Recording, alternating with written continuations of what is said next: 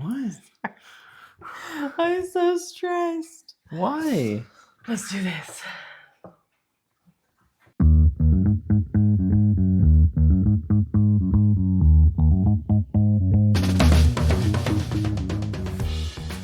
Hi, I'm Michael, I'm Eden. and we are Majorly Married.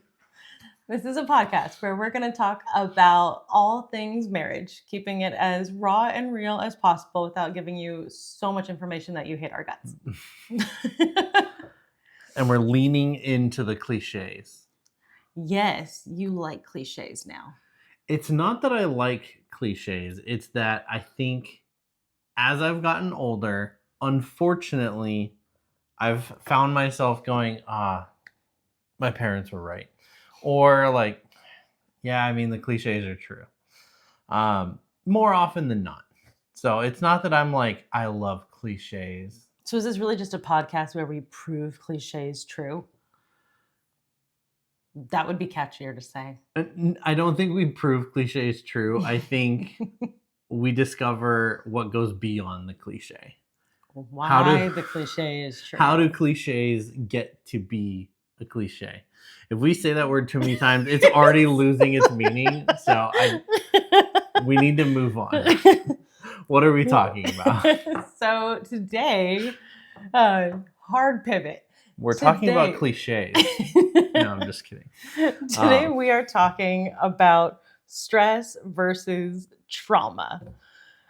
I told you it was a hard pivot. That's a hard pivot. Yeah, stress versus trauma. How two people can encounter the exact same difficult situation, circumstance, and walk away with two very different understandings of what happened based on the way that they processed and the way it affected them. Yeah. I think when we started talking about this a couple weeks ago, what was the trigger? Why did we start to actually analyze this stress versus trauma? Yeah, I mean, honestly, it is a hard pivot again. It is a good story. It is the story of we had our first baby. We did about 3 months ago. Yeah, we met our baby girl.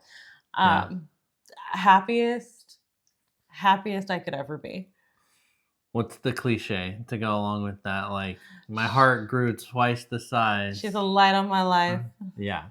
Yeah. But taking one of those, but it's true. Deeply in love with her. But it was one of those things that it's like, it is the most joyous thing that can happen in your life. It's like meeting your loved one, getting married, having a kid. Like, and then top. As I think your parents, my mom, it's like having a grandkid is like these big momentous things that happen in life. Mm-hmm. And it was so joyous. However, as I think a lot of people experience, like in that joyous experience, there was difficulty. There was unexpected difficulty.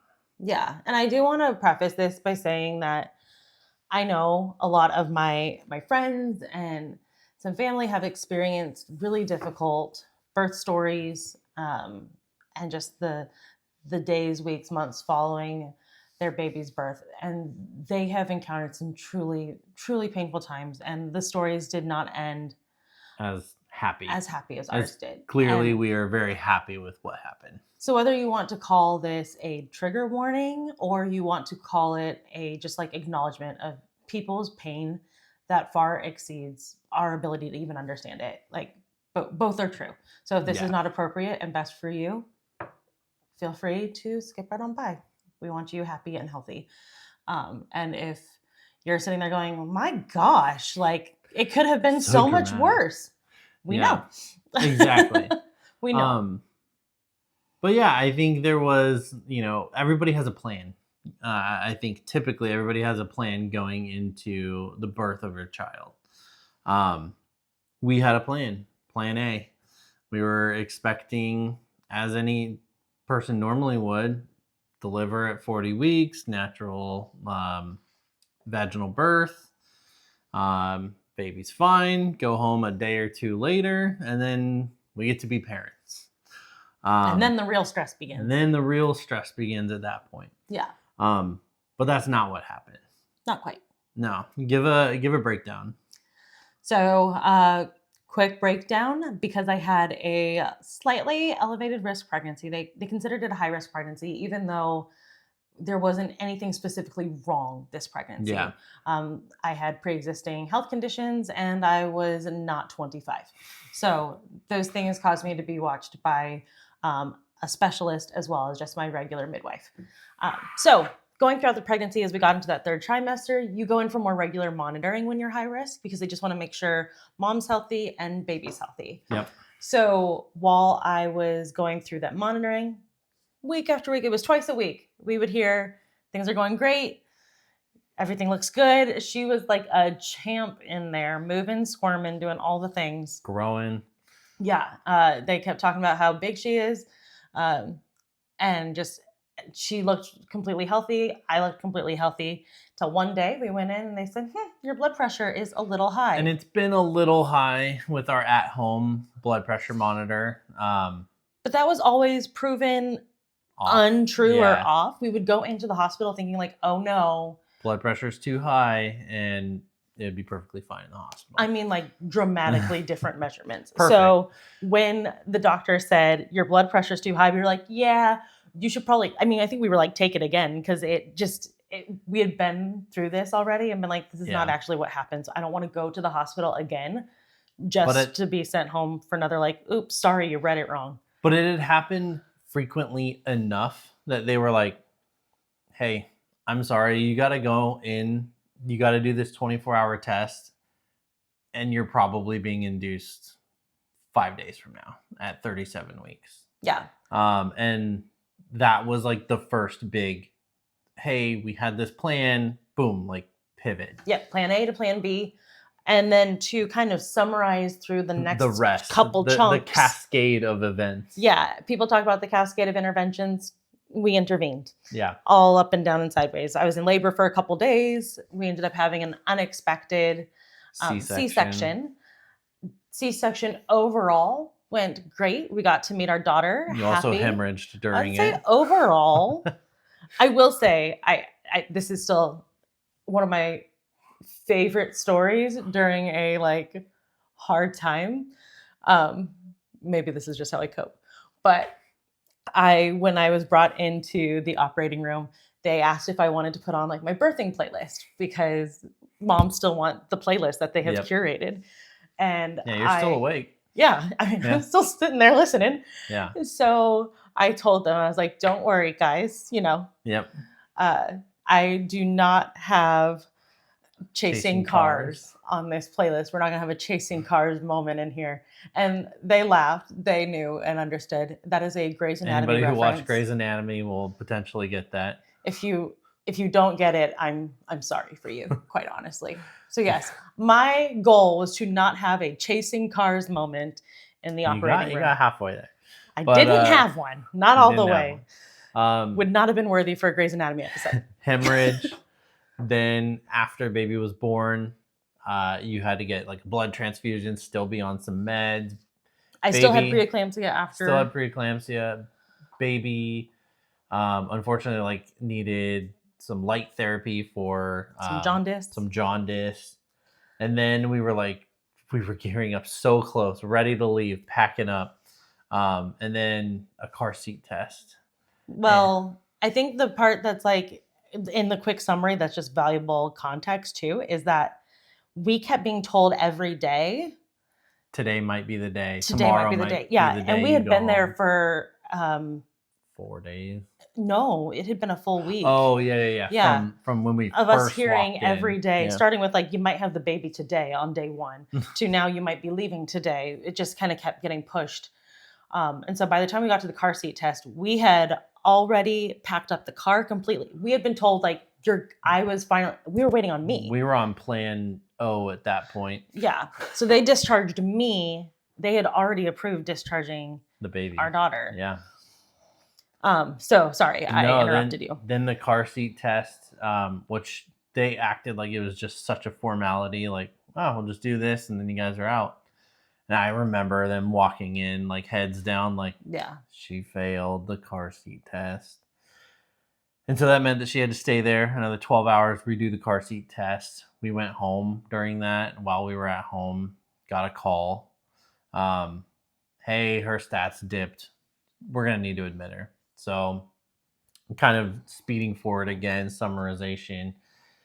In the NICU for 7 days ish, came home. We were ecstatic. And then, unfortunately, like she still was getting a little dusky, still having some trouble breathing. Pediatrician said, "Hey, you should go into the ER, just double check." And then we were readmitted. So baby was back in the hospital for about another week, and then finally we were able to go home. Yeah. So, that's why we were saying, like, in the end, we have a baby. We have a healthy baby now. You're fine as ever. Looks wise, you look I'm fine. looking fine. You're looking fine. I thank you. But you've recovered as well. Yeah. But it was that cascade of pivots that I think made it a really hard time. Of like, we kept wanting to align to this new plan, and then it would just get thrown off immediately. And I think that's what made it really hard. And that brought us to this question as we look back on that situation and how we processed it. Um, what question did that like kind of lead you to? Yeah. I mean, basically, like when a couple encounters that type of time, a time that's so difficult Yeah. and fraught with pain, choices, pressure, responsibility, just a difficult situation. Yeah.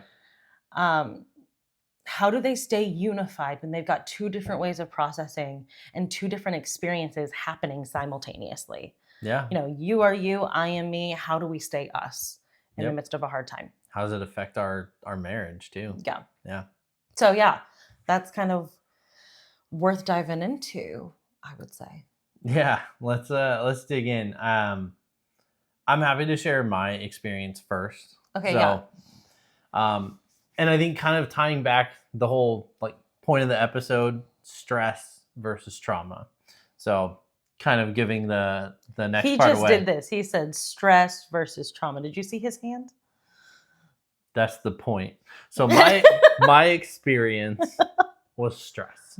So and we'll get into, do you actually want to touch on the definitions, like what is stress, what is trauma? Yeah, sure. I think you know the definition more clearly than I do. I have a vague understanding of them. Okay. Yes. So What is basically, it? stress is what your body feels during a isolated time when there's pressure put on you. Yeah. Physical, mental, emotional pressure. Yep. And it's a defined moment that is hard when you're in it. And when you're out of it, you go, whew, that was stressful. Yeah. Trauma is sometimes an isolated incident, and other times it can be continuous. Yeah. That is stressful. That stress, everything about that stress definition still exists. Yep. But it overwhelms your body's ability to process And cope. Yeah. And that causes some lingering effects and after effects called PTSD. Yeah. So when I look back on that time, I go, in my brain, I go, that was a really difficult time. That was really stressful. It had this peak. It was like, okay, the first moment, hey, you're having this baby in the next 5 days. I was like, whoa, big pivot. All right. Like, we were ultimately prepared that this could happen. We were like, okay, we could have to have this baby early. Heck, your water could break, and naturally you have That this baby week we early. had happened to pack the go bag. So we were prepared for this shift in plan. And then that continuous shift in plan is what really started to like throw me off. I think taking a step back, I'm the type of person that I try and see the positive wherever I can. Like I look playing the what if game, like, well, what if this thing happens? What if this thing happens? Usually it's negative. I always like thinking like, hey, you can also play the what if game for like, what if somebody just gave you $1 million today? Like you can always have the like, what if a good No thing? one plays the game that way. But I'm just saying you can. Um, and so when I'm in hard times, I look and I go, there's a light at the end of the tunnel. Um, and I think what made this situation hard is I kept seeing the light at the end of the tunnel. We kept getting closer and closer. That idea of like, you can go home Yep. today or tomorrow, like Yeah. you're right there. And so I'm like, okay, the light at the end of the tunnel is like we're 5 feet away from that end of the tunnel. And then they're like, ooh, actually, we're adding a mile to this tunnel. Yeah. And one time that is hard, but then when it kept happening, we kept being like, again, like 5 feet from the end of the tunnel. Um, that's what made it for me so stressful. Um, but now it's like, let's just say 3 months later, like now I look back and I go, that was a difficult time that had like, a beginning, a peak. Like there was a time when it was the most stressful. And then like it had this continued stress. And then now it's like over. That time of my life was like hard, but it's done. I don't have any lingering effects. I don't have any like PTSD or nothing like necessarily triggers me about that experience. Now, I have a question about Yeah. that. So, you call that a stressful moment. Yeah. Everybody would say having a baby in and of itself is Stressful. stressful. So now you're at home with a newborn. I just watched us go through it where she decided to scream for an hour straight, no matter what Hardcore you did. scream. Yes, Yeah. screaming bloody murder. So is that the same? Or it's stress? Like, it's stress. That's stress. Whatever. It's just stress. Or does your stress have levels? Yeah, I think there's always levels. And I think it's levels and duration. So there's like a timing element. And I think going back to that like light at the end of the tunnel, like this girl crying, that sucked. But ultimately I can sit there and go like, she's super tired. She's gonna knock herself out. Yeah. And like it's stressful in the moment, but I'm like already looking at that light at the end of the tunnel in an hour. Now, if she were to cry for 7 hours straight, I would be like, Colicky, this baby. this is a super stress. Like the stress level gets worse, and I'm sitting there going like, I've never had a baby. Like, do I need to go into the hospital? Like, Right. Your um, mind starts racing a little bit more. I get to more levels of stress. Wait, this light at the end of the tunnel was supposed to only last an hour. Why is she still crying 7 hours later? My Like, happy what ifs are falling away. so I think the way that I process events and stress is like there's a level and there's a timing element to it too, Okay. and then like an expectation. I can expect that she's going to stop crying in an hour because that's what she's done since we had her. She's never cried longer than an hour. Um, so I don't even know if during that hour it's super stressful. There's stress that like I don't do well dealing with screaming baby. Yeah. Um, but yeah, I think that's how But like I that had a process the defined moment. It situation. was done. Yeah, There are other stressful moments in your life that have happened exactly. before. So overall, I looked back and I go, that was a stressful time. Yeah. What about you? When you look back, what is it? What is it? How would you describe that experience? We kind of gave away in Yes, but I multiple think times, but I think it's worth. I think it's worth saying that I at the time saw it as stress.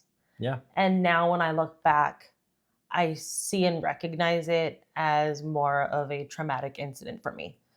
Um, Yeah. I am not new to trauma. Yeah. So you would think it would make me better at recognizing when I'm going through something traumatic, but the brain is pretty dope like that. Yeah. It figures out how to protect you from trauma when it's happening and tells you, we've got systems in place to make sure we don't feel this and we don't experience this. Yep. Um, and there's a whole bunch of different ways people respond. And uh, I used to always kind of be much more of a fighter and to try to, you know, be more aggressive with things a little bit. And I have discovered recently, especially in this incident, um, much more of that like freeze type of version of trauma. Yeah. So when that hit me, throughout that whole time, like I was very much so present in like we have to make decisions. There's things I need to do. I was fighting to stay really present, to work hard, and to take care of her, to take care of me. It felt like very hard work. Yeah. And it felt stressful because there was pressure. It felt stressful because there was fear. But in order to handle that, my brain and body decided to like separate from one another.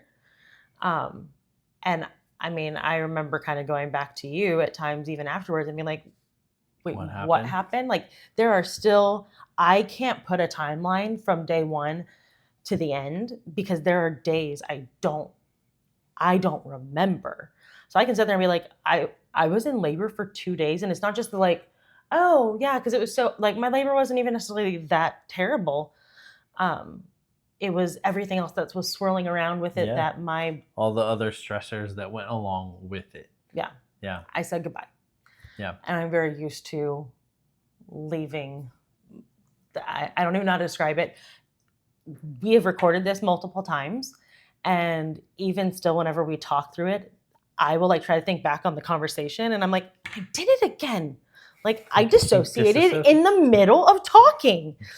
So you're not even here right now. No.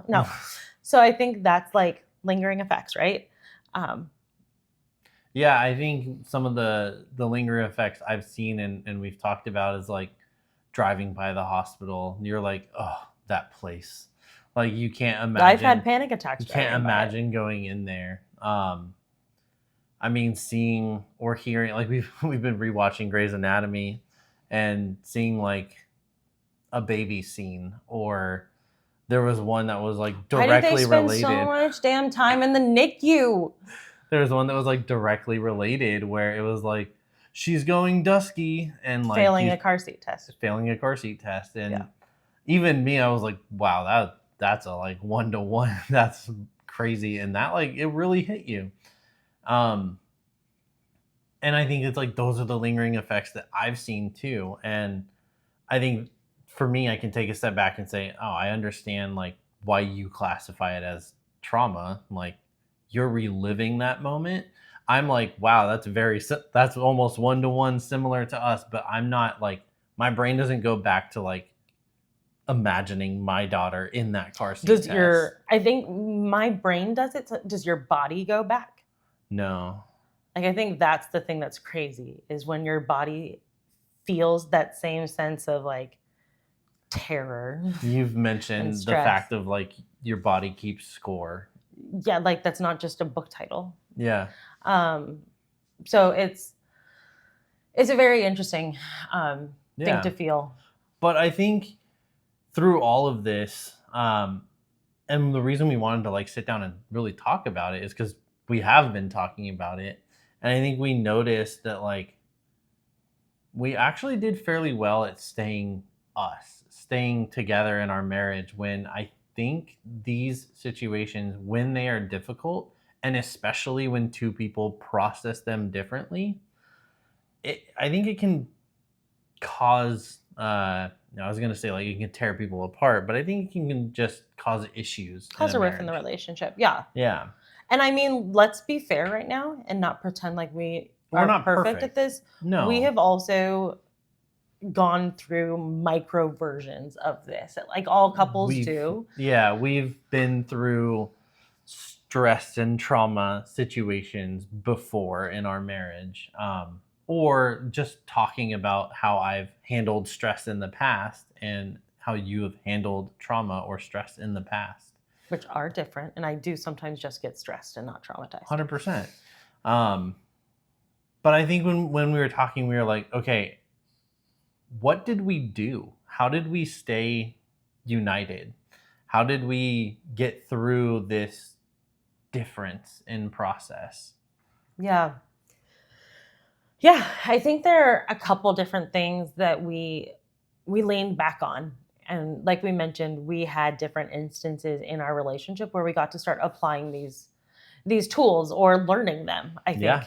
Uh we we play this video game together sometimes called Raft. And one of the Yeah. things you do in the video game is you build tools. You can't just have the tool, you have to build the tool and then you can use the tool.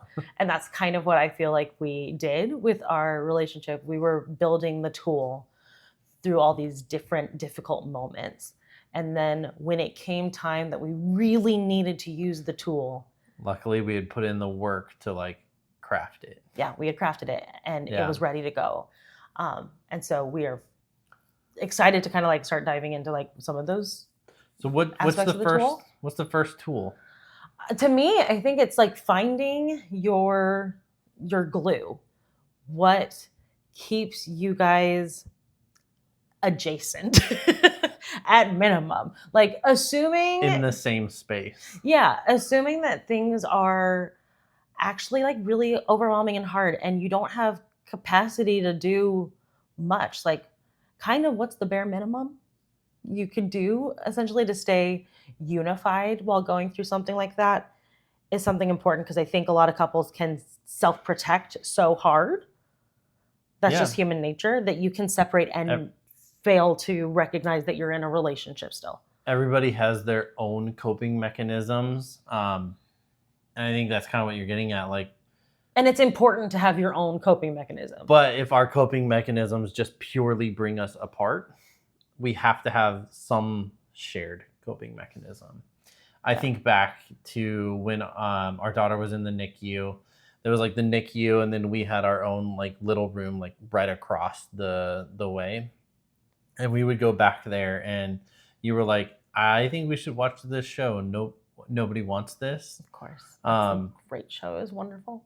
and like we did so much talking, and like those are other pieces, but at times we had to just take a step back and be like, "Can we just not?" Can we just eat Can we just- popcorn and watch Netflix? Yeah, and we did, and we just sat there and we watched the whole season while she was in the NICU over that like 7 days or something. Yeah.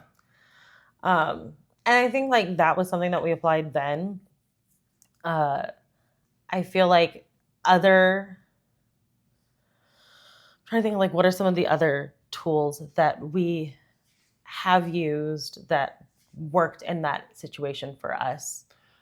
I think there's the like joking. Like sometimes it is just having that surface level conversation. Having deep conversation is useful, and that is like some of the further tips is like, yes, you still need to address that, but joking, still finding the joy in us. Um, Sharing memes. Like sometimes we will separate, and maybe we need to cope by like I'm just gonna like doom scroll for an hour. But when the Or doom scrolling whatever. is like, here, watch this.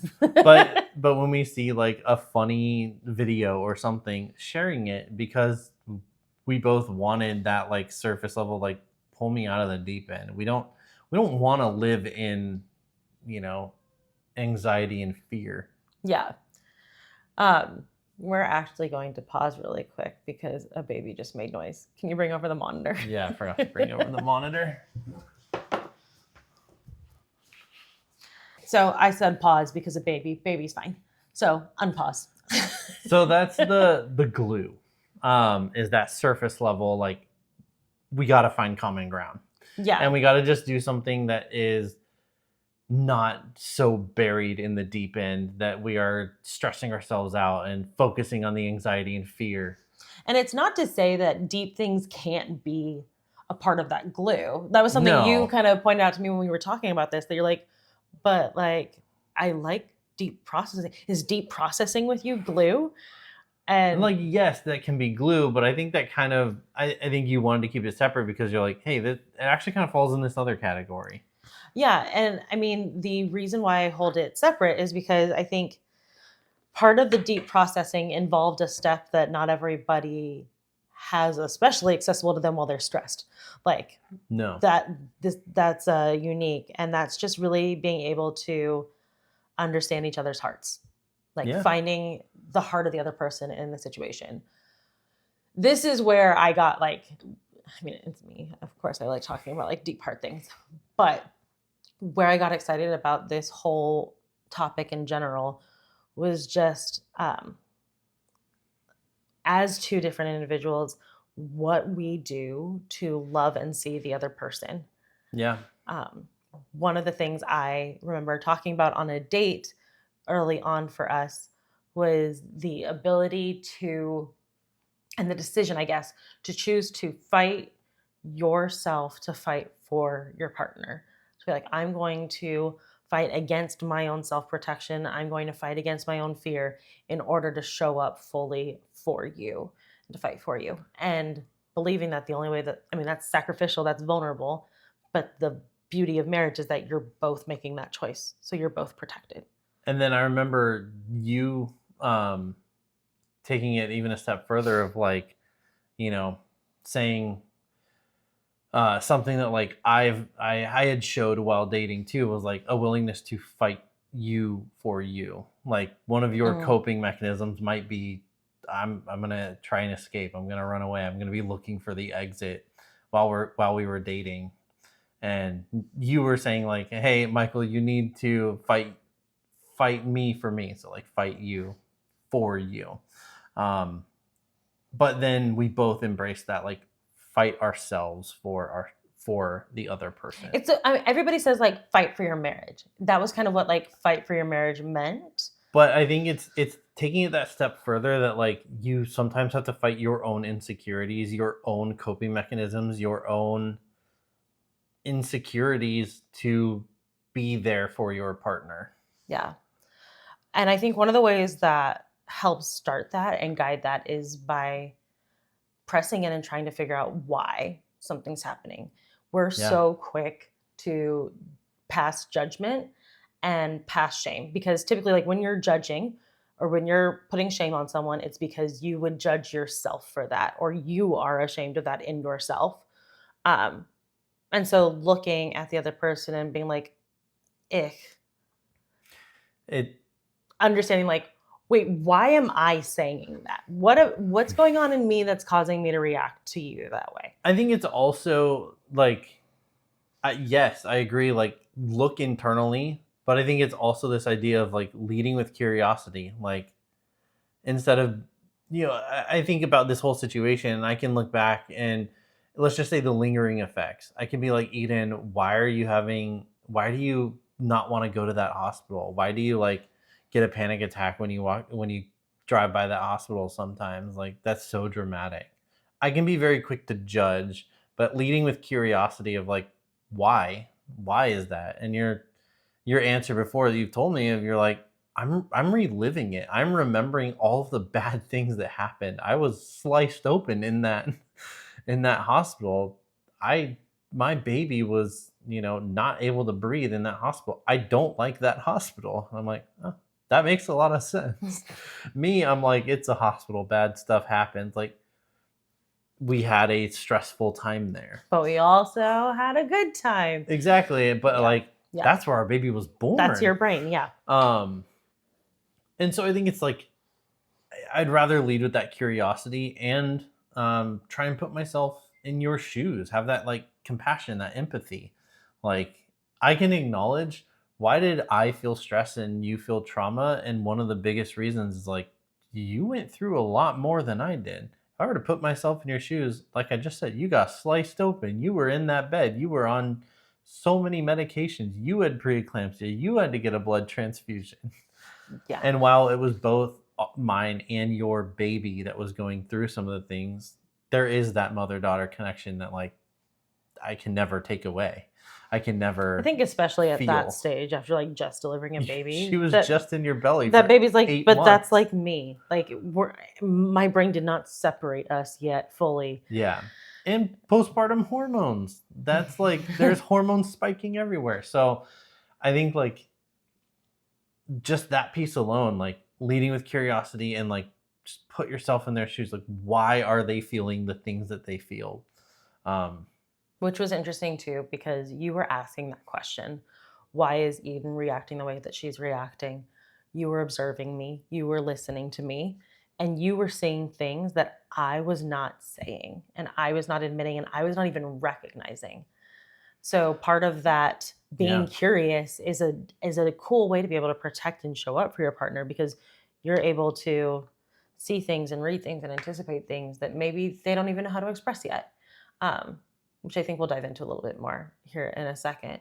yeah, I think for me to you, and I think back on that time specifically, um, I think there was a lot of opportunity for me to judge how you were responding to the moment. I think when you could say I had maybe the stronger, this is do or die type of reaction, yeah, um, even though I wasn't emotional about that and it wasn't coming out in that manner, the intensity and severity of like my responses and like this is a big deal. You felt like it was a big I've had enough conversations with you to know you felt like it was a big deal. hmm Your personality, your way of expressing things, um, you don't I think it's one of the advantages. I'm just gonna say you're like more of a surface level dude. So one of the advantages of all that was it kind of hit you more at a surface level.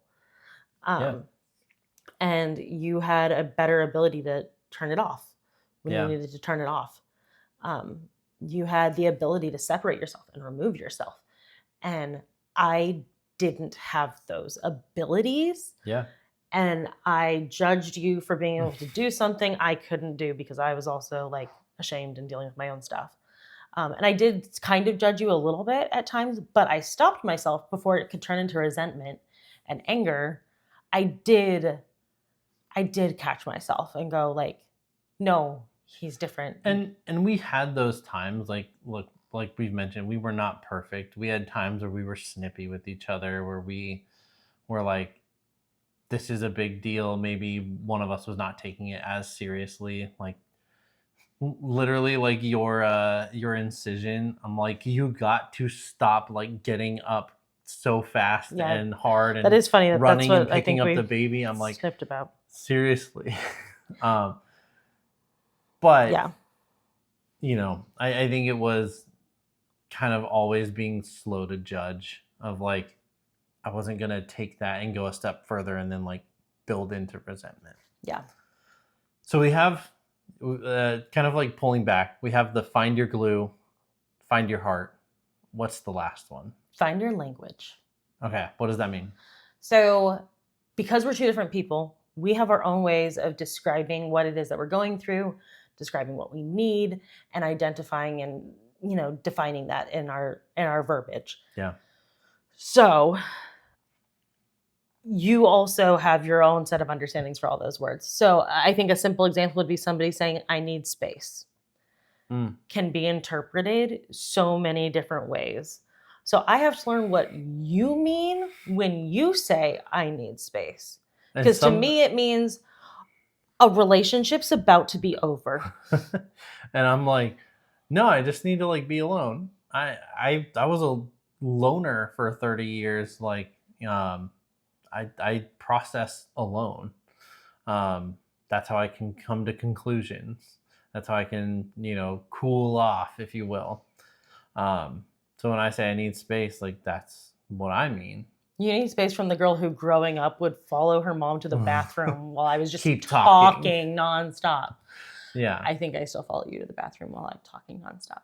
that's okay. So you saying I need space is healthy and valid and good. And me being like, oh my gosh, is he going to leave me? And like having an abandonment response Yep. is not matching what you're saying. Yeah, We're speaking two different languages at that point. exactly. Or like when I say like I'm just coping. Um, the way that I think everybody deals with stress is by some form of coping. Um, my form of coping might be like stress eating. That's an unhealthy one, potentially. But like getting space or like tuning out, like I'm gonna doom scroll for a little bit or I'm gonna play a video game.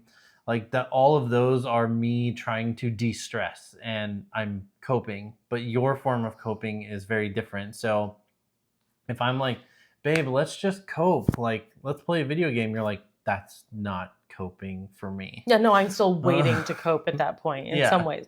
I mean, I do have that part of me that also would like the time to just like check off and zone out. yeah. And I do doom scroll and I will watch You'll even play a when game now. you did introduce me, but I'm going to talk about that. I'm going to talk about that. Yeah. So yes, I do now play video games and stuff, but that goes back to that first point about Find the glue. find the glue because of exactly this. It used to be the thing you would do to cope. And you had no interest in gaming. You were like, I guess I'll just go and journal or find something to do. Bye. So it was like this combination. It was your hobby Yeah. and it was your coping skill. So that means it was just kind of happening 24/7. Maybe I was just coping 24/7. You know? Whoa, deep issue. Therapy. I don't need it anymore. I'm good. Don't make me laugh. Okay. So playing video games was just like it made up a large part of your life. And then Yeah. you married me and video games pretty much went away until you started expressing like, hey, once upon a time before you existed, I used to play video games Yeah. like a lot. And now I don't play them at all. And I'd like to play them. Yeah. And I was like, okay, sure, you can play your game for like an hour, like every once in a And while. it's not that you were setting time. It was more like, That's what I yeah, thought we, you meant. we can go and like, we can go our separate ways and you can go and like cope for a little bit. I started viewing video games a little bit like the other woman. He wasn't even that bad with it, guys. Like this was all me. And so I decided, you know what? If you can't beat them, join them. So I decided to find games that we like together. And I was more than happy on that journey to like play anything and everything that like Got to be his little gamer girl. That was fun. it was. But I think like that was finding the glue. And this all happened because we were finding the common language. Yep. Like, am I coping? And then I think it's funny, like going along with literally the word language is like, here's the cliche, communication. That ultimately is the core of making sure that we're finding the common language.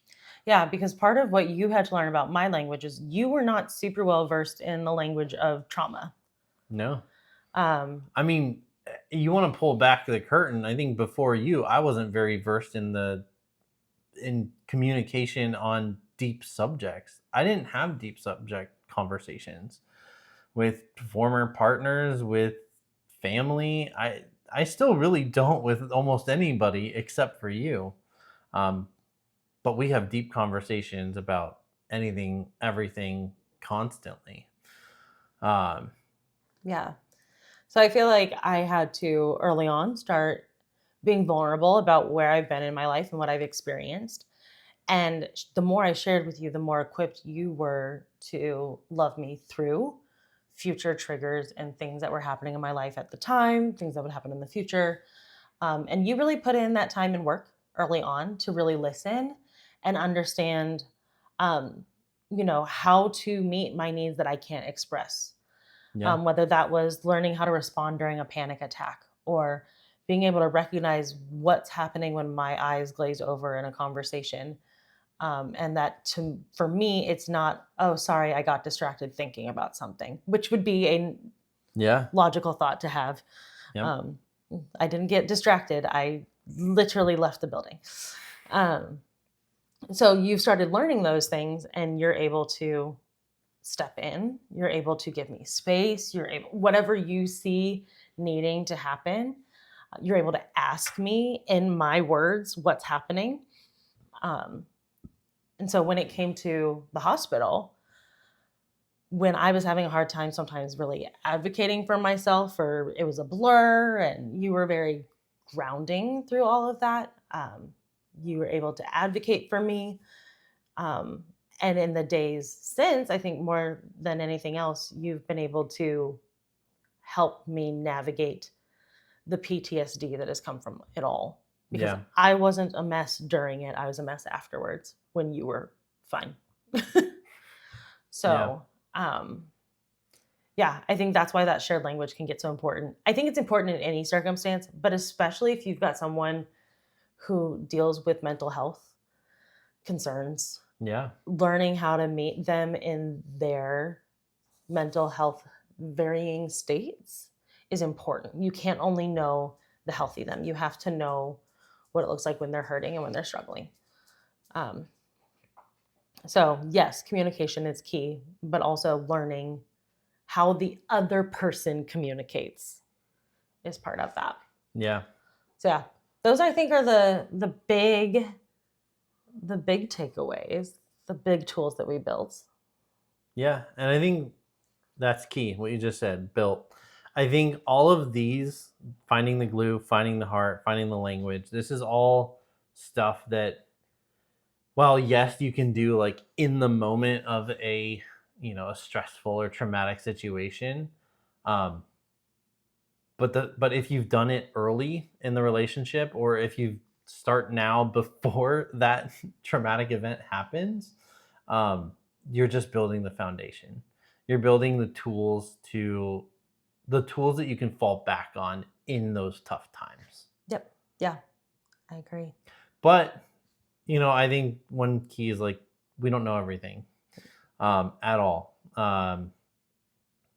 Yeah. Yeah, love to know what tips you guys have. Like, what are the different tools that you guys have built in your relationships over time that have worked really well for you?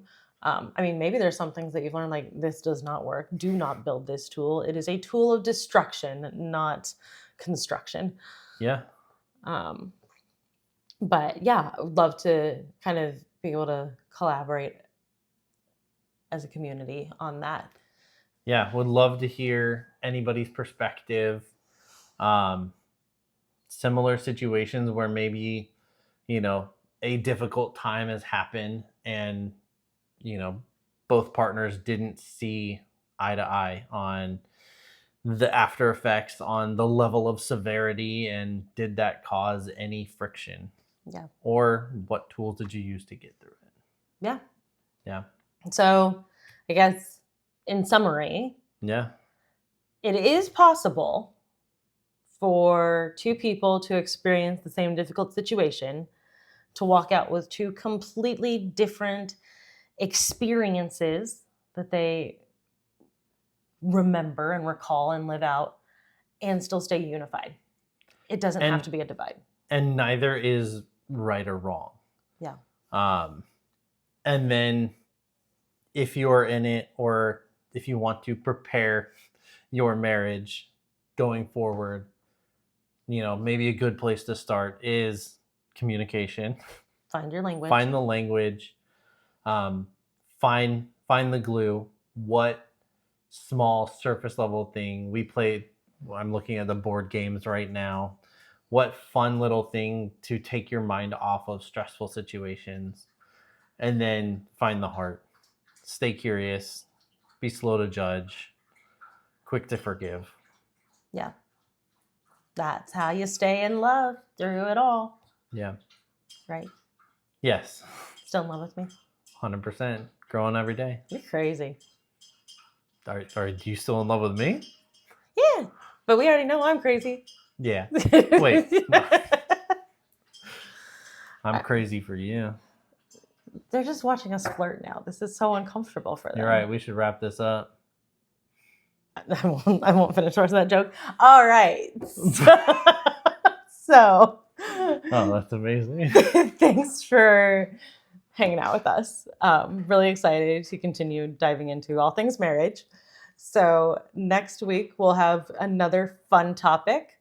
Yeah, we got a lot of good ones that we've been talking about, like unsolvable versus solvable arguments, situations, How we knew we were the one for each other. how we kind of come together as two very different people, different personalities, as we've talked about. Carrying the mental load. How do we get through and deal with the different levels of carrying mental load? I think we had a lot of good topics that we want to talk through and share our perspective on. Yeah. Some of them are really helpful and practical. Some of them are spicy and fun. Yeah. So a little bit of everything. Yeah. So if you want to follow along, subscribe. Let us know if there's topics that you think would be interesting. Yeah. I'm excited. I'm excited to keep doing this, and I'm excited to do this. And this is episode 1 now. Yep. So we're going to launch this and we're going to keep it going. Of course we are. Of course we are. Nothing would tell you otherwise. Not a thing. Okay, bye-bye. Bye, everybody. Love you.